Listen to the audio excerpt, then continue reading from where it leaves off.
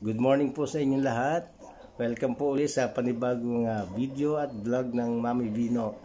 Ngayon po kayo ay nasa bahay ng Mami Bino din sa Batangas. Ngayon po meron akong isang special announcement sa inyo na bibigay. Ngayon po tingnan nyo muna yung aming family picture. Ayan po. Ayan. Yan po ang aming mag-anak si Ace. At saka ang Mami Bino at ang magandang Lola Lisa. Ngayon po ay papakilala ko sa inyo yung bagong member ng family namin. Ang kauna-unahang blessings ngayong one of our blessings in 2024. Officially po ay announce ang kauna-unahang apo ng Mami Bino. Ang aming baby na si Baby Kylie.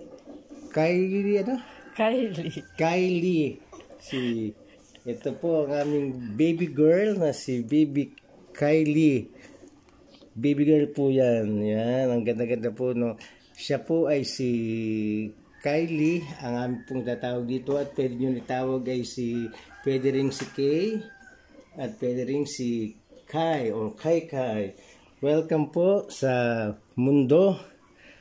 Kauna-unahan, pinanganak po siya nung Republica Ride nung March 9.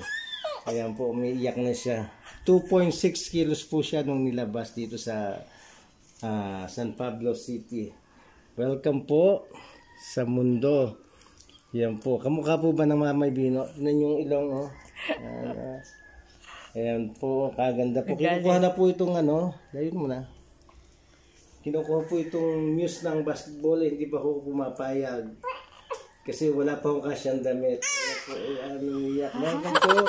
Kaya po sundan niyo yung aming journey bilang mamay at lola. Till next video.